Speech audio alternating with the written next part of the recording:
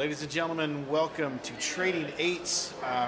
Typically I'll do some introduction and check this out, what this person has done, what this person has done. But what I'm going to tell you to do is, before I go down the list and the resume and what he's done and all that stuff, just go to the website. Because my introduction here is the gentleman sitting next to me is probably one of my favorite musicians in town, period. I'm serious, man, because I go see him play and I walk out of that room inspired, man, and it's a joy to see him doing what he's doing. He does it with control and creativity, and I'm not blowing sunshine up your butt, man. I enjoy it. I've told you this before to your face, outside on the street, man. I appreciate that you're doing what you're doing. It is awesome. So this is Mr. Daniel Dufour. Go to danieldufour.com and go down the list of all the good stuff and see who he's working with and what he's doing now. The last record, give me the name again. Distance. Yeah. And that was 2017 in November. Yeah, that's when we released it. We recorded it in 2016, in March of 16, and I took way too long to get it released. Actually, shout out to Matt Melly, our engineer, for kicking my butt. And hey man, let's get this done. Making it happen, because he totally did. And it's because of him I finally made it happen. It just, first record and all this other stuff was happening, like buying a house and getting engaged and working on other things, and it all got jumbled together. Yeah, that's all right. Yeah. Well, we're here at the Driscoll Hotel in downtown Austin, Texas, and it's worth mentioning because it is Black History Month. Louis Armstrong had a 3-day run here in 1931, and it was 75 cents to come see him play. Oh man! There was some cat named Charlie Black who was a freshman at UT, and he came to catch one of the shows, and he wrote. You can go look this all up. And he wrote some beautiful words about Louis playing, and said he was the first genuine bona fide genius he'd ever seen perform. So of course we all know that Louis went on to become one of the legendary icons of music in general, especially jazz. And this Charlie Black guy who saw Louis for 75 cents went on to become a professor at Yale, which I thought was interesting. So there's a lot of history here. And aside from that, it's gorgeous, and it got quiet. There were a ton of people in here not too long ago, and now it's just me and Daniel. Yeah. So the format here, man, I have about 8 questions that I'm going to ask. Sure. Nothing too crazy, nothing too nuts. So you just answer them as we go, and we'll have a good time doing it. Let's do it. All right, so what do you recall being the catalyst moment for you that led you to the decision to actually pursue a career in music? Whoa. I mean, there were a few things.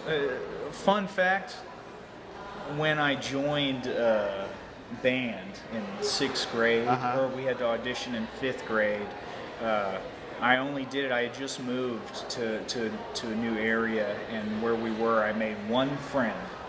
It was kind of a rough 5th grade year. All right. Sad story aside, but he said, I'm joining band. My older sisters had been in band. I'm joining band. I said, well, I'll join band too. Not musically inclined. My parents are not musically inclined, Really? Yeah. That surprises me.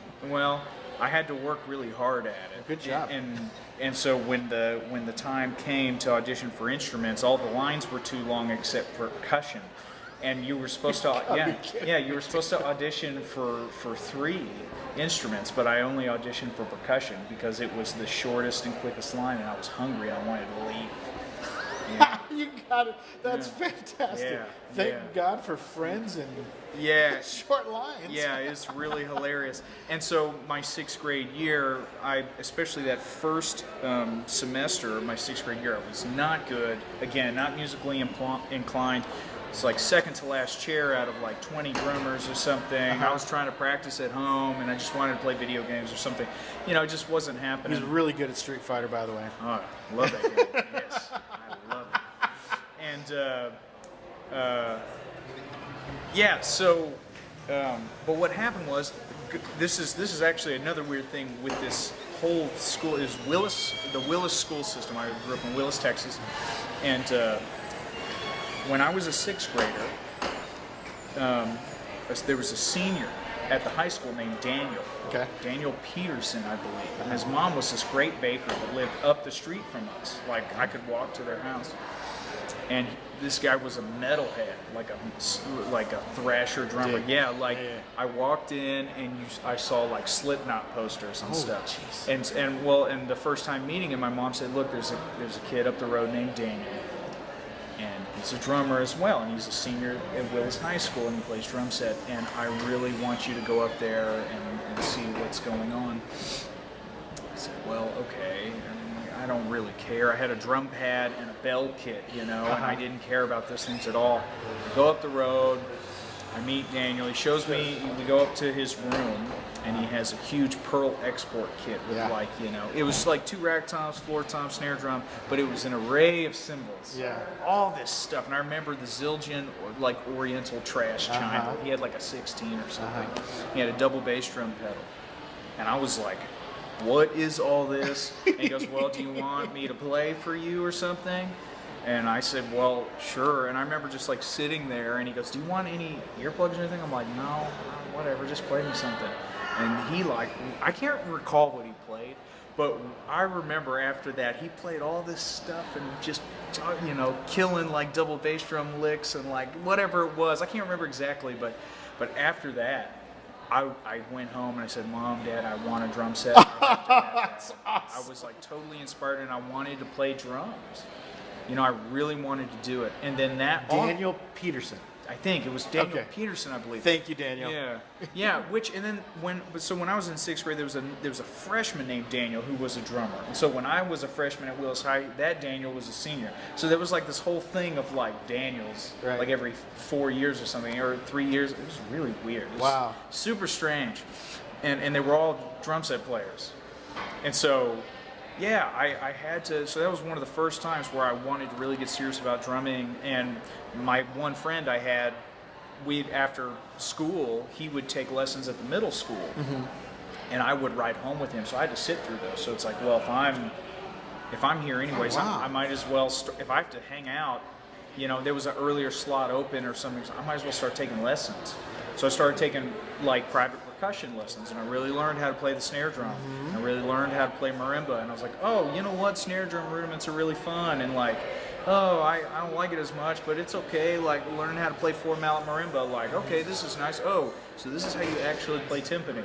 I learned all that, and it got me really interested. And then from then on, I would be sneaking out of lunch, middle school, high school, to like practice all the time. And it wasn't drum set oriented, man. I was practicing all this other music, like region band music, solo and ensemble music, stuff that... Did you dig on that stuff? Back then I did. Yeah.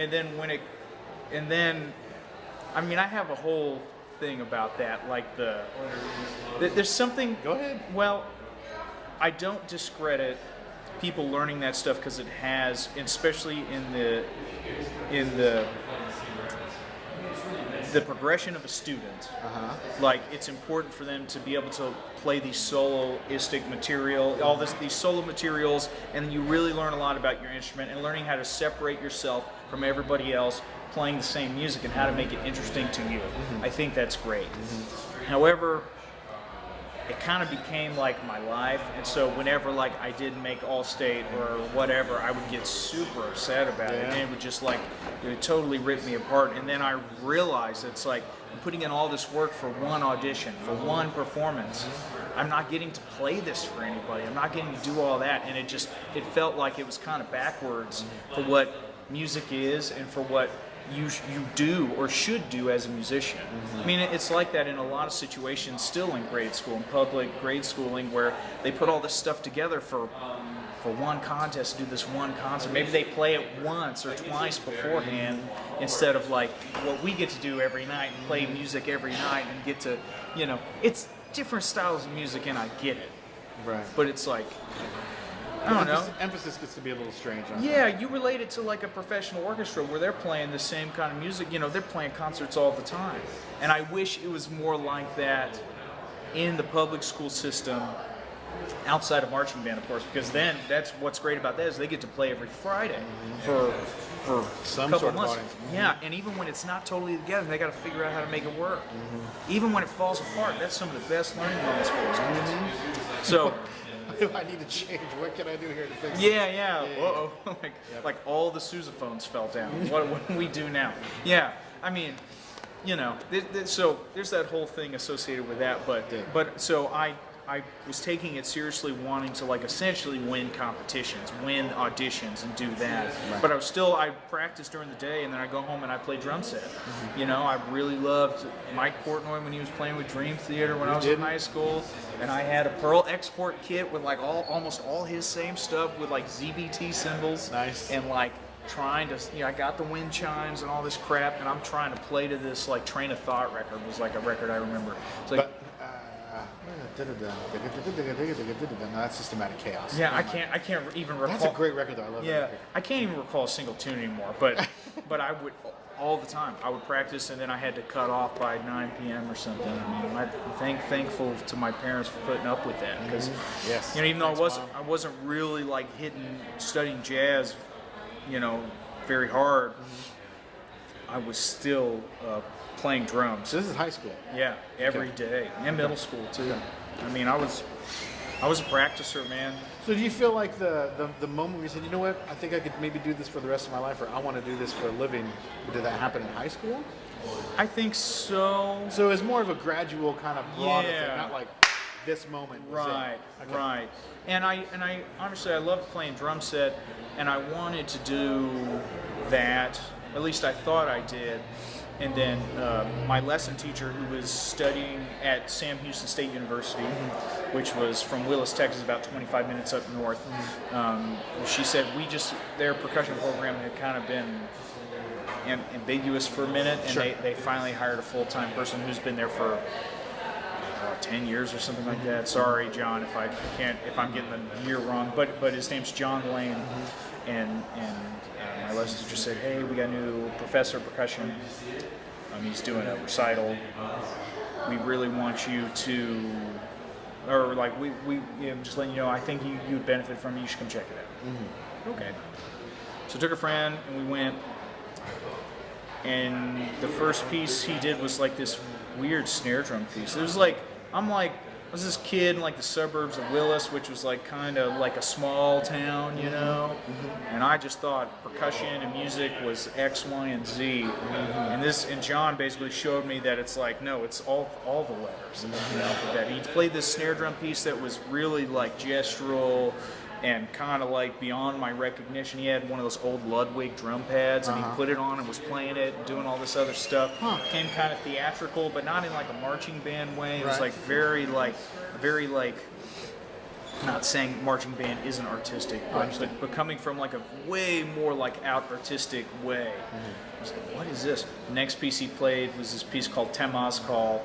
That was a piece for Venezuelan maracas and a backing track essentially, but it was like super crazy. Like there's all this music recorded that was refiltered a million different ways, and it didn't sound anything like the original, and it was really dark and crazy. And the notation for the scores, it's all graphic notation. Interesting. They give you the squiggles and the lines, and this is what's happening, and so you kind of improvise and interpret appropriately. And then he played this beautiful marimba piece that, again, it was just like, it wasn't tonal. It wasn't like super like we're not dedicated to a key or a certain amount of keys. It was very out, for my perception at the time. Played John Cage's Amplified Cactus piece. And I'm like, what is going on? I thought I just had to like play this region band music, It really opened my eyes. And fun fact, I was a click away from submitting an application to North Texas for drum set because I thought, well, maybe I'll just do that. I had been studying jazz a little bit. I had like one lesson teacher for a summer and was getting it together and making the region jazz bands for my region through the last couple of years of high school. And I was really starting to enjoy it. But then I saw all this other stuff, and I was like, Dad, Mom, I gotta go to Sam Houston. I took a lesson with John over region band music, and I was thinking about all that stuff today, all that region band stuff. But and I saw the 2 drum sets in his office. Oh man, you play drum set? He goes, yeah, you play drum set? Yeah. And show me what you got. And I'm like trying to play some swing stuff, and I'm like, I feel awkward, but it was great to see like jazz drum sets. So like an 18-inch bass drum was like, man, it's the first one I've seen in Willis, Texas. That's outside of the one that I own. Right. And he goes, yeah, man, sounds good. Well, why don't you check this out?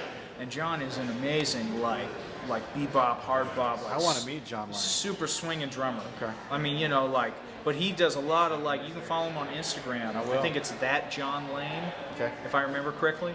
And he does like free improvisatory drum set improvisations that are really interesting. I mean, he's just like, he played all this swinging stuff for me, and it was just like right in the pocket, just like, man, like, and I was like, I got to study here. Even if I don't end up wanting to play drum set, I know I can go here and I can do everything and figure it out. And went through that system, and played, was the timpanist for the orchestra, played in the jazz groups, and played steel pan, as well as drum set parts for that. Played John Cage music, played, really out and in like percussion chamber music, new wind band music. Played at TMEA with the wind ensemble. I mean, I did like anything, everything. Did the marching band, and after all that was said and done, I still wanted to pursue jazz, and so took a year off, got my wits together, moved here, studied at UT, and I've just been playing full time. That's excellent. Yeah, that's a great. Yeah, I like hearing about your journey and your tracking. I always assume, and it's always this one moment a bell goes off in your head, but it was a nice broad stroke that you ended up painting for yourself. Yeah, I knew that music, at least in high school, was something I wanted to try. Like I wanted to be a part of. Like didn't know if I wanted to be an educator, I wanted to be a performer, or if I was going to be a performer, like am I going to have a backup plan if something doesn't work out, or I'm not interested in it. I was a music education major for my first semester. And then I took my first education major class, which was woodwind methods. And the teacher was a great teacher. It's nothing. It wasn't his fault at all. Day 1, second semester, that first class, he reads through the syllabus. And he goes, okay, well, I'll see you next time. And I went, at the time, you had to ask permission to change majors for your lesson teacher. So I went right after that, I went straight to John's office, knocked on the door, and said, I got to be a performance major. I have to do it. There's no way I can't not practice my instrument and like really focus on that. I'm just going to do it, and I'm going to go all in. And if it fails, I'm going to figure it out. Right. I'm just going to make myself do it. That's awesome. And so that's what I did. That's awesome, man. Yeah. That's great. I had no idea at all. That's awesome. Yeah. All right, so let's fast forward a little bit to so you're getting here to Austin and you're starting to figure things out towards the end of your collegiate career at UT. So tell me what you started to find were the most important aspects of being a sideman. Oh, yeah. Well, I mean, other than playing with good time, making sure that your cymbal beat is strong and can be heard. I mean, outside of just playing well and supporting the band. I mean, when I first moved to town, I was digging some things that not maybe everybody was into. And even when there would be really great musical moments on the bandstand where it really was a great moment, not everybody was happy with it. And I wouldn't get called back for some things. And rightfully so, because maybe it got forced into a direction. So learning to like really take everything in and like support it the best way you can, which should be a given. But every now and then it catches you off guard. I mean, we've all had it. You want to interject this idea? Kind of. I mean, we've all had it with our standing gigs, where someone's kind of like, wait, what? Yeah. And maybe they just had a bad day or something. But like, you have to ask yourself, why did you play that idea? That's what it really taught me about, like, why am I playing the ideas that I want to play? How selfless or how selfish are they? And it's okay to have both, but it's all within the right context. And we're improvisers, so we really got to learn how to make those choices on like how it's going to push the aesthetic of the tune. So we're probably talking about a strong sense of self-awareness within the scope of, most definitely. well, let's say the ensemble, but even right down to the tune or even that phrase. Even right down to the audience, man. Yeah, no, I feel that for sure. I don't want to all the time sit there and be a people pleaser, but in certain instances and aesthetics you do. And when you're able to submerge like that idea with yourself the best you can, where you get to be yourself and they appreciate that and they're they latch on to it. I mean, it's the best feeling in the world, but sometimes it doesn't always happen. I mean, maybe I want to play some out thing, and I look at the clientele at the club I'm playing, and it's not a ticketed event, so they're just there in town. Right. Maybe I should change up the set list a little bit, like learning things like that. Not so I can make more tips, but so we can have this communal experience. It's like we're improvising, so maybe if I pick a tune that I don't normally play, that's a simple tune or something or whatever, like still being able to be myself with inside that, and it still be relative and relatable to those people. That's what we're always trying to do. So that's another thing that I've learned, and I've learned a lot of that too, playing with Kevin Lovejoy.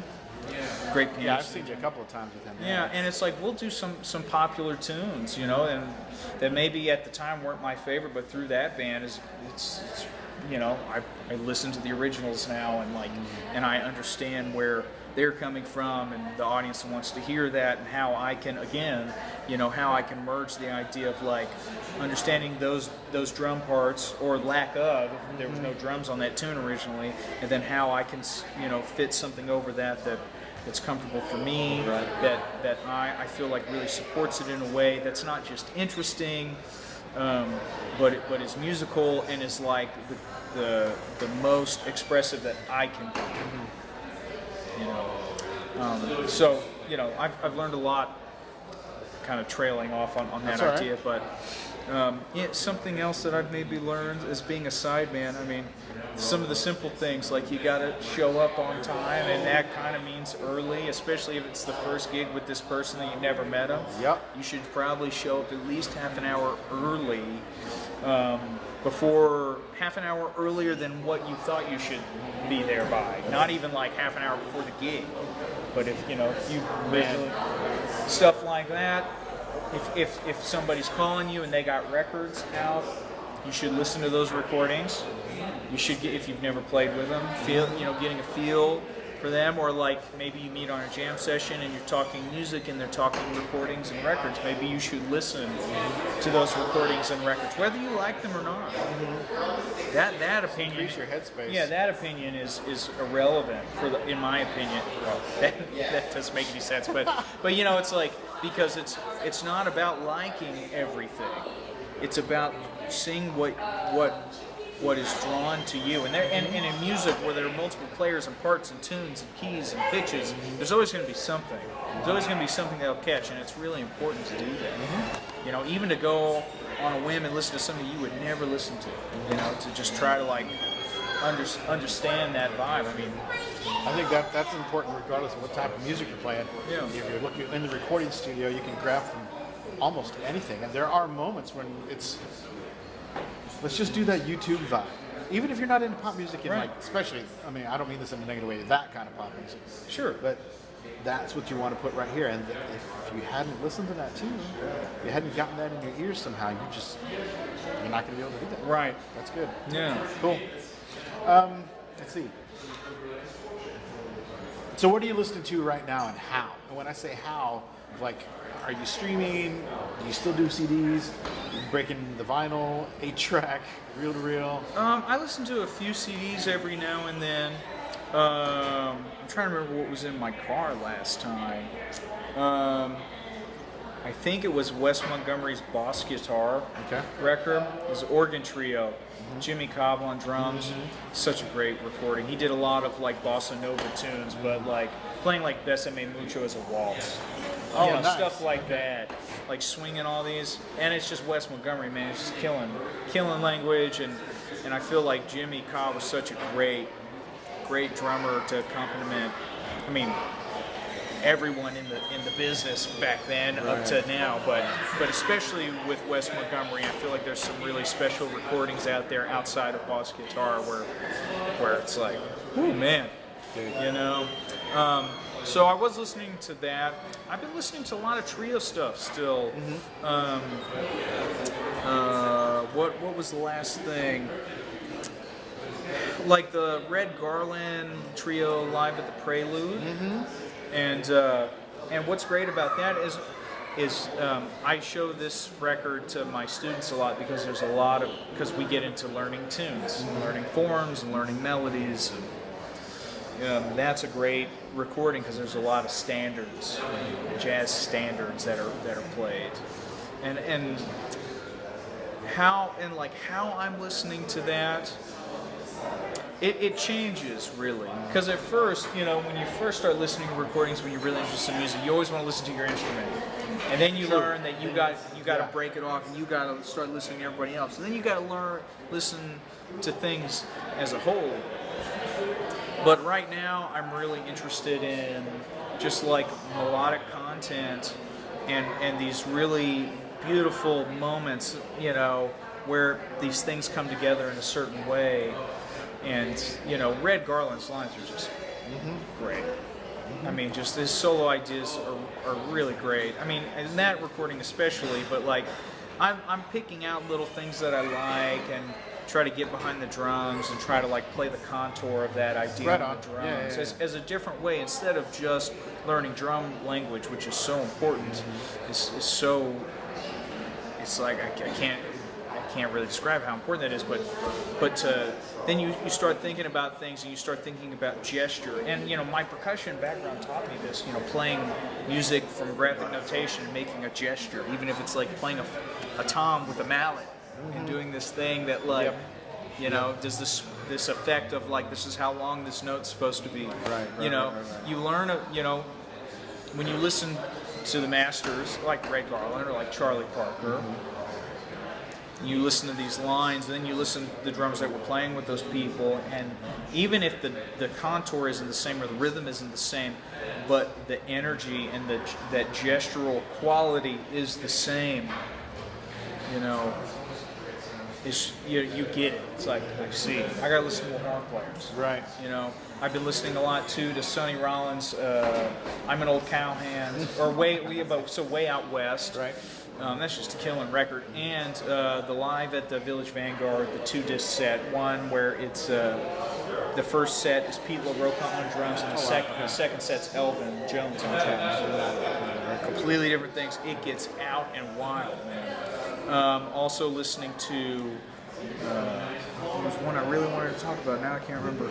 I mean, I love Brett Meldau Trio. Jeff Ballard's one of my all-time hero drummers. He just, I don't want to try to sound like other drummers, but man, I love Jeff's. Sound like Jeff Ballard. I love Jeff's playing. I love Roy Haynes playing. I've been listening to the Kenny Burrell Nights in New York. Okay. And Roy is a guy that definitely understands this thing of like the placement of the note when he's improvising, where he'll play just a big floor tom note, and it's, if this is like, let me see if I can do this. This is right on the beat, and this is rushing, or this is dragging. He'll play it like here. Yeah.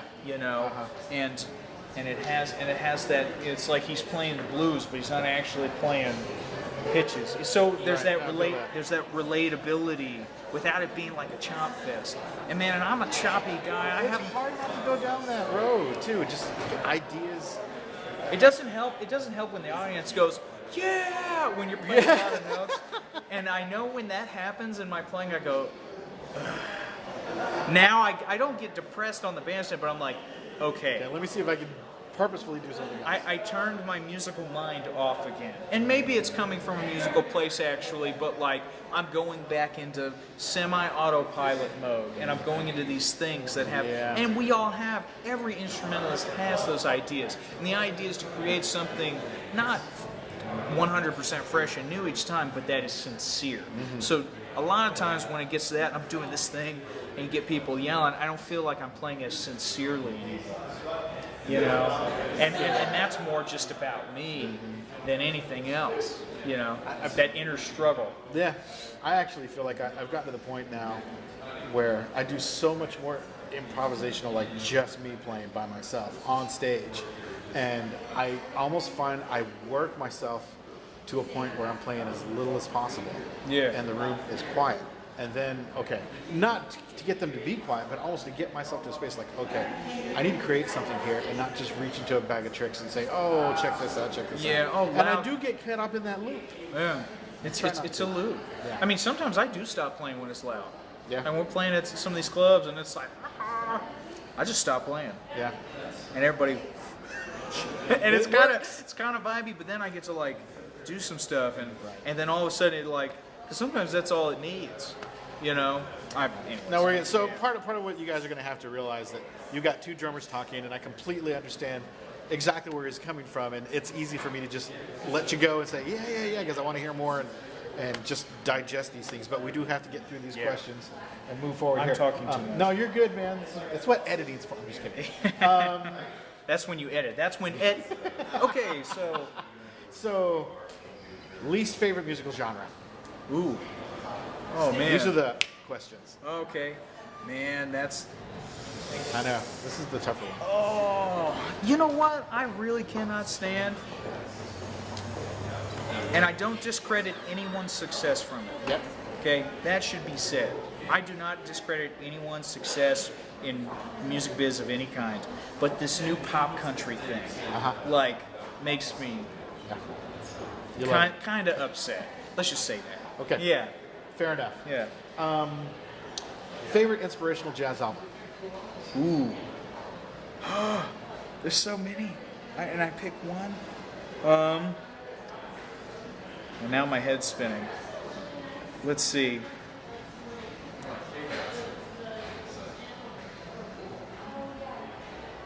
You know, one that I listen to all the time that's actually more of a later recording that was in the early 2000s. Another favorite drummer of mine, Matt Wilson. Mm-hmm. And the record is called The Scenic Route. Scenic Route. Okay. Yeah, it's his band called Arts and Crafts. Okay. At the time, and I can't remember who's on bass. I feel like an idiot, but it's Gary Versace on piano and organ, and it's Terrell Stafford on trumpet. Oh wow. Okay.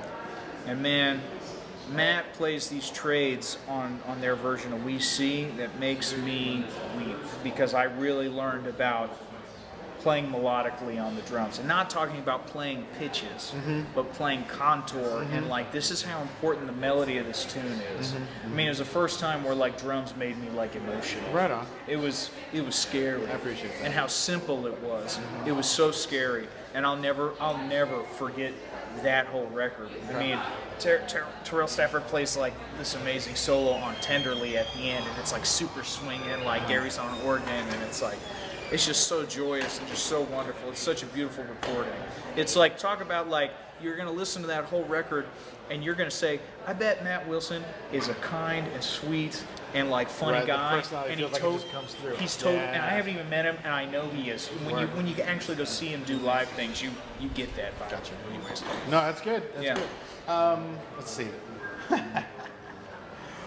What is your least favorite part about playing drums? Ooh.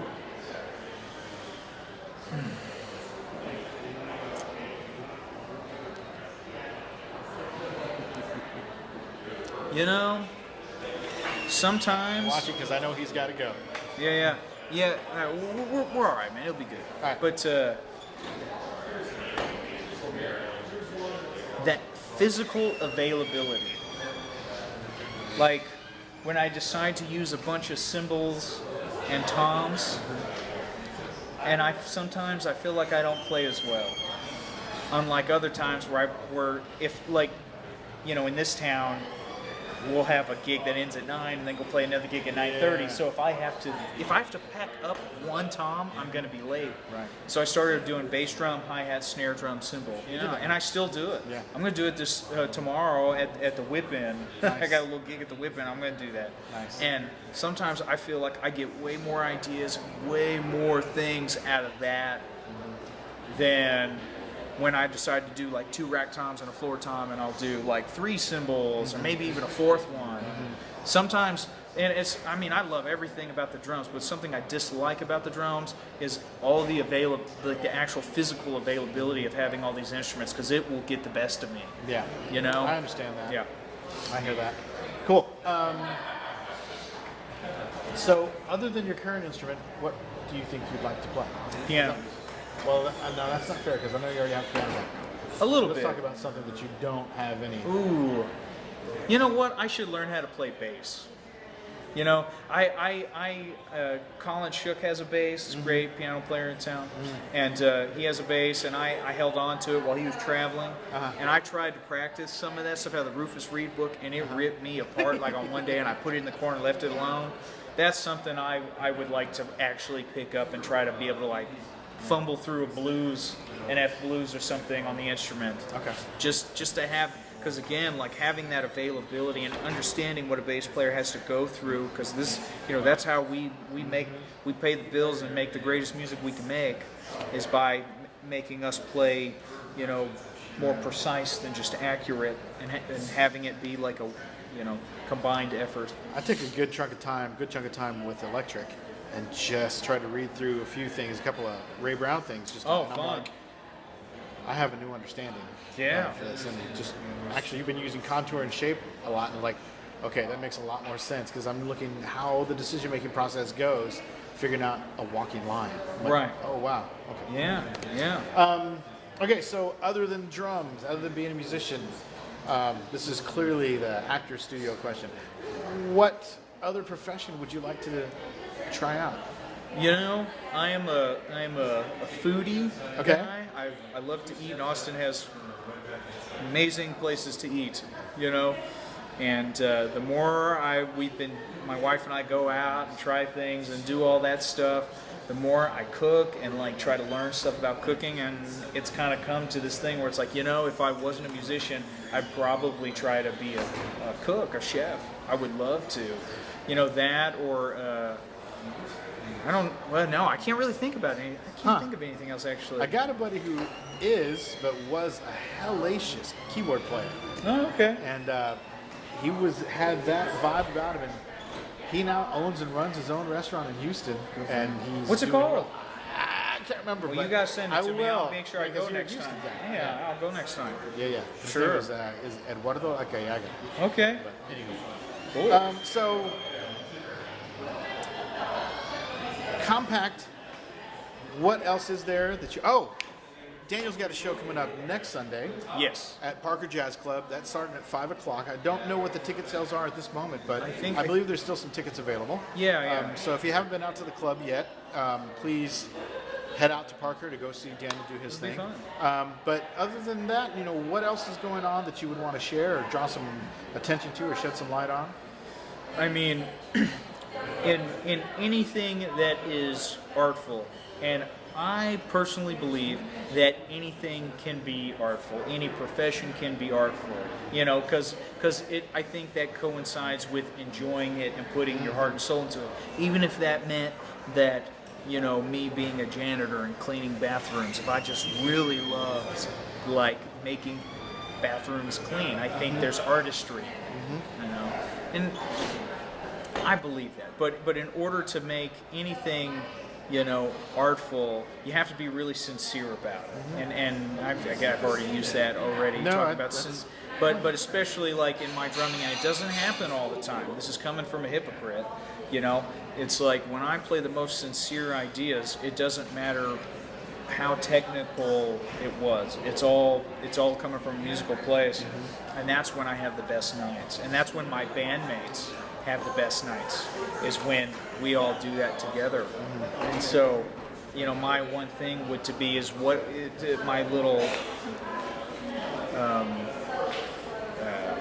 little piece of advice is like, what, you know, you have to be sincere with the ideas that you make and the things you try to play, that it comes from that sort of place, and that you have to be sincere and honest with yourself.